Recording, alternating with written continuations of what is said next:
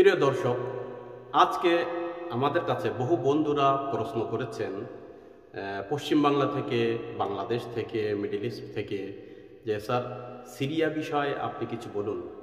সিরিয়ার রহস্য ভীষণ জটিল, ভীষণ কষ্টকর হয় সিরিয়ার বিষয়ে বোঝা, কথা বলা, কিন্তু চেষ্টা করব যতদূর পারবো সিরিয়ার বিষয়ে কিছু কথা বলা। যেহেতু সিরিয়ায় গিয়েছি, দেখেছি, সিরিয়ার বিষয়ে আমরা জানি। সিরিয়ার যে সমস্যা সেটা আজ থেকে শুরু নয়, দীর্ঘ 13-14 বছর ধরে সিরিয়ায় সমস্যা চলছে। কিন্তু হঠাৎ একটা দেশ যে 10 দিনের ভিতরে হাত থেকে চলে যাবে, এটা খুবই কঠিন বিষয় ছিল। যে বাশার আসাদ, হাফিজ আসাদের ছেলে, এত তাড়াতাড়ি সিরিয়াকে দিয়ে দিবে আর কোনো কথা বলবে না, কোনো আলোচনা করবে না, সংঘর্ষ করবে না, ফাইট করবে না, রুখে দাঁড়াবে না, এটা কখনো ভাবাও যায়নি, দেখাও যায়নি। ওই জন্যে বলছি সিরিয়ার রহস্য বোঝা বড় কষ্ট। সিরিয়ার ভিতরে আপনারা হয়তো দেখেছেন, যখন প্রথমে হায়াতে তাহরির আশ-শাম, যেটা আন-নুসরার একটা পরিবর্তন চেহারা, কিংবা বলা যায় আল কায়দার একটা সাজানো মেকআপ করা চেহারা। কি জন্যে বলছি? এই জন্যে যে যেমন রূপে আমরা আফগানিস্তানে দেখেছি, সেম তেমন রূপেও আমরা এই ইতিহাসকে আবার দেখছি সিরিয়ায়। সেম পজিশন চলছে, সেম লোকজন, ওই রকম চেহারা, ওই রকম তাদের ভাষা, ওই রকম তাদের কথা। সিরিয়ায় যে বিদ্রোহ হলো সশস্ত্র বাহিনী দ্বারা, সিরিয়ার লোক ছিল, কিন্তু তার পিছনে চেচেনিয়ার গোরা, পরিষ্কার লাল চেহারা, তুরস্কের যুবকেরা, আফগানিস্তানের লোকজন, সিরিয়ার লোক একা ছিল না। তাতে বোঝা যায় বিশ্ব ষড়যন্ত্র একটা আছে। তুরস্কর এরদোগান এই যে 2000 থেকে কিংবা তার আগে থেকে, লকডাউনের আগে থেকে, করোনার আগে থেকে যে ধারাবাহিক ড্রামা নাটকগুলো করছে, নাটকে ব্যস্ত রেখেছে মুসলিম জগৎকে। মনে করবেন না শুধু নাটক ছিল, তার পিছনে বহু উদ্দেশ্য ছিল, আর সেটা আমরা আস্তে আস্তে দেখতে পাচ্ছি। কাদের জন্য এই ড্রামাগুলো ছিল, সেই ড্রামাই ভাবে সে এসে এই কাজগুলো করছে। এদিকে এক সাইডে কুর্দিস্তান টুকরো টুকরো হয়ে যাচ্ছে সিরিয়া, আর এখানেই দাঁড়াবে না। সিরিয়ায় 10 থেকে 11 দিনের ভিতরে একটা দেশকে ক্যাপচার করে নেয় সশস্ত্র বাহিনী আর সৈন্য। ফাইট প্রথম করলো, দেখালো, এমনকি রাশিয়া ঝাঁপিয়ে এসে পড়লো। ইউক্রেনে ব্যস্ত থাকার পরেও 2 বছর ব্যস্ত আছে, তার সত্ত্বেও সে এসে এখানে আক্রমণ চালাচ্ছে প্লেন দ্বারা। যেহেতু সে তো আর মাটি দ্বারা আসতে পারে না, ভূমি দ্বারা আসতে পারে না, সশস্ত্র বাহিনীকে নামাতে পারে না বাই রোড, ওই জন্যে আকাশ থেকে সে বোমা বর্ষণ করছে। 100, তারপরের দিন 200, ইত্যাদি ইত্যাদি তাদের মারছে। কিন্তু হঠাৎ করে আমরা দেখছি কি যেন একটা ঘটে গেল। রাশিয়াও চুপ মেরে গেল, রাশিয়াও চুপ হয়ে গেল, পিছুপা হয়ে গেল।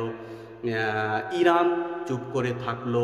এখনো পর্যন্ত ইরানের তরফ থেকে তেমন কোনো উদ্যোগ হয়তো আছে, কিন্তু সৈন্য পাঠাতে পাঠাতে আবার বন্ধ হয়ে গেল, সব মাঠ খালি করে দিল।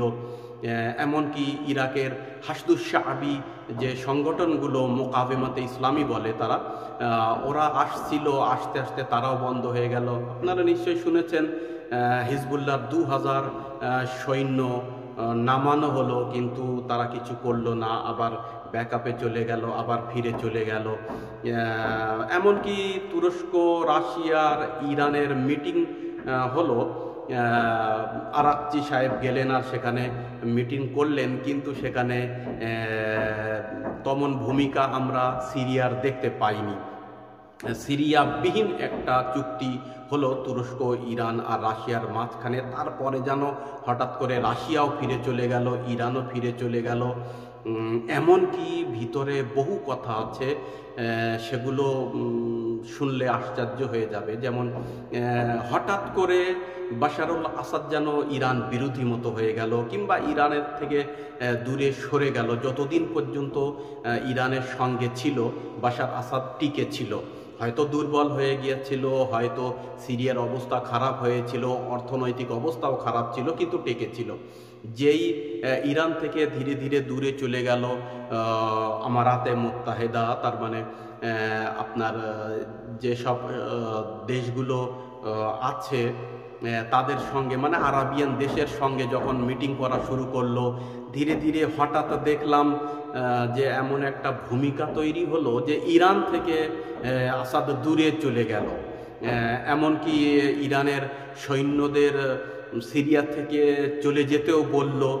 এমনকি বহু খবর আছে যে মিডিয়ায় আপনারা হয়তো দেখবেন যে ইরানিরা যে সিরিয়ার ভিতরে ছিলেন, এমনকি ঘর ভাড়া নিয়েছিলেন, ঘর মালিকদের কাছে গিয়ে তারা বলল যে ইরানিদের আর ঘর ভাড়া দিও না, কেন দিচ্ছ, এমনও ঘটনা ঘটছিল। হঠাৎ করে একটা কেমন যেন পরিবর্তন এসে গেল। তারপরে ইরানও সাইলেন্ট হয়ে গেল, চুপ করে গেল। ইরানের যে সিপাহী পাসদারান IRGC তারাও কিছু করলো না।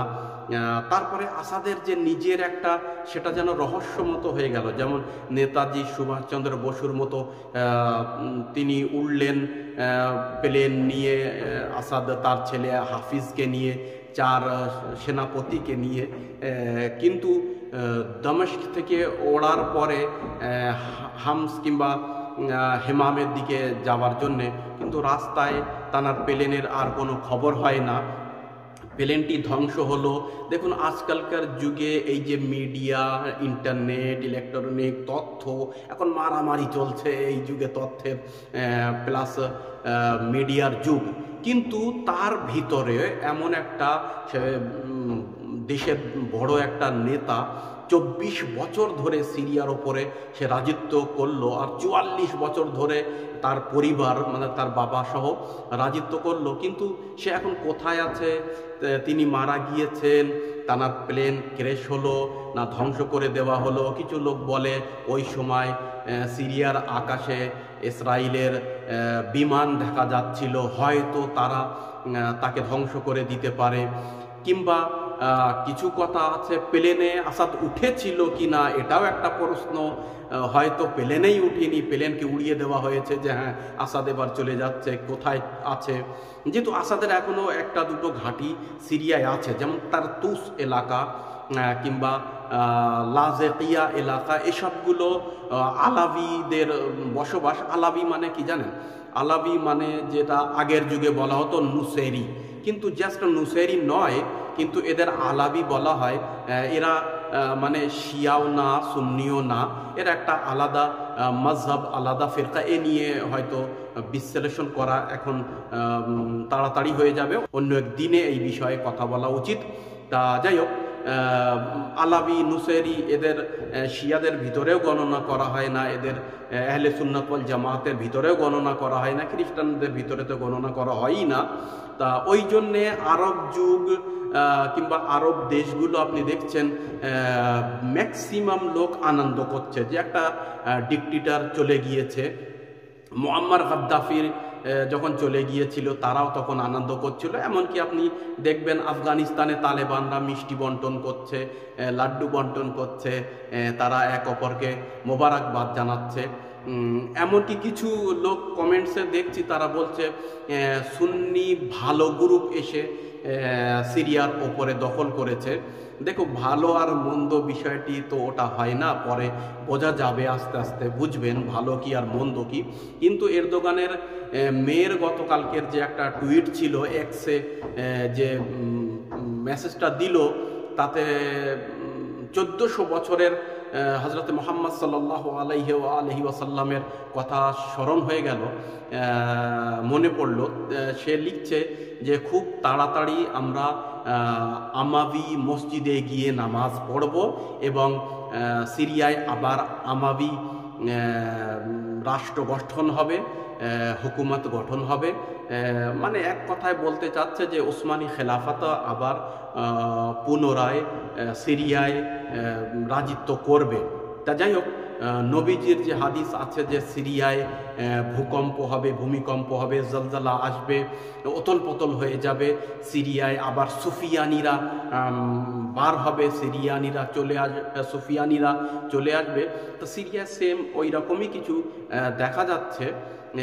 যারা এসছে, যাদের হাতে অস্ত্র আছে, তাদের অনেক লক্ষ্য করে জুম করে আপনি দেখবেন এসব অস্ত্রগুলো সাধারণ অস্ত্র নয়, এসব আধুনিক অস্ত্র আর আপডেট অস্ত্র, এমনকি মেড ইন আমেরিকান অস্ত্র।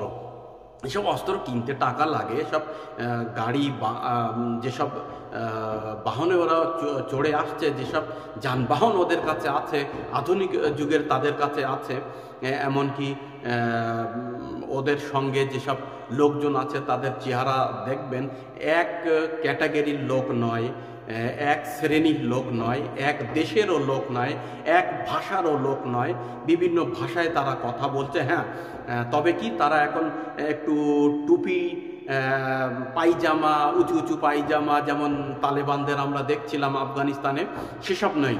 একটু চেহারাটা পরিবর্তন করা হয়েছে, একটু মেকআপ করা হয়েছে, দাড়ি টাড়িগুলো একটু সেট করা হয়েছে, সৈন্যদের মতো ড্রেস ওদের পরানো হয়েছে, এমনকি ওদের একটু ইংলিশ কথা বলারও প্র্যাকটিস করানো হয়েছে। তার সত্ত্বেও আপনি দেখছেন এখানে একটা গ্রুপও নেই, যেটা সত্যিকারের কথা। গত যে আল কায়দা, ISI, দাইশ লুকিয়েছিল কিংবা ঠান্ডা বস্তায় চলে গিয়েছিল, তারা আবার মুখ বার করেছে, তারাও আবার এসছে। যেমন আপনি দেখবেন রাশিয়ার এমবেসি সিরিয়ায় আছে, আরও কিছুই হয়নি। অন্য অন্য দেশের এমবেসিগুলোও আছে, কিছু হয়নি। কিন্তু ইরানের এমবেসির উপরে আটক হলো, ইরানের এমবেসির সামনে সৈয়দ হাসান নাসরুল্লাহ হিজবুল্লাহর যিনি লিডার শহীদ হয়েছেন তার ফটো ছেঁড়া হয়েছে, ইরানের কাসিম সুলেমানি সাহেবের ফটো ছেঁড়া হয়েছে, এবং কি হামলা ওখানে করা হলো, লুটপাট করা হলো। হয়তো ইরান এই মুহূর্তে কিছু বলছে না, কিংবা দুটো একটা কথা ওদের এসছে যে এটা হায়াতে তেহরির আর শামের গ্রুপ নয়, এটা ওই যে ঠান্ডা বস্তায় চলে গিয়েছিল আল কায়দা, ওরা এসে এই কাজগুলো করছে। যাই হোক, আমাদের এখানে অনেক কঠোর নজর রাখতে হবে, কিন্তু রহস্য আর জটিল খুব বোঝাও অনেক কষ্টকর হয়ে যায়।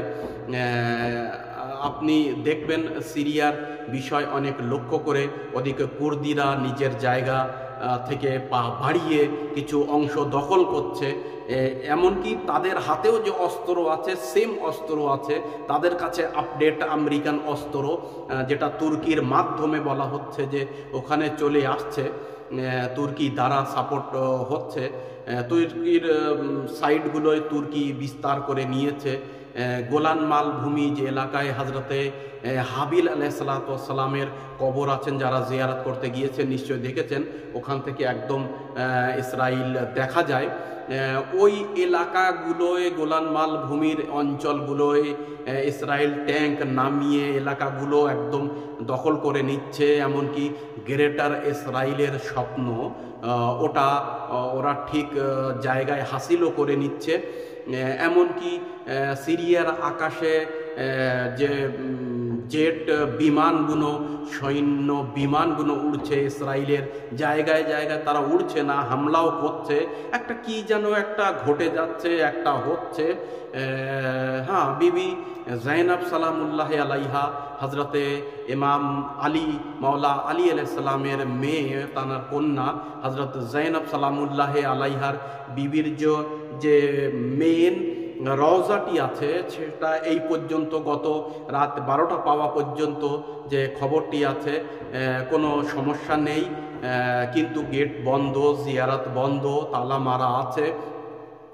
তার মাইক থেকেও আরবি ভাষায় বলা হয়েছে যে আমরা ভালোই আছি, রওজার কোনো সমস্যা নেই। কিন্তু তার বাইরে যেখানে জিয়ারত করতে যাবার সময় আমরা ব্যাগ, মোবাইল, ক্যামেরা এগুলো জমা দিতাম, সেই এলাকাটা ওরা লুটপাট করে নিয়েছে।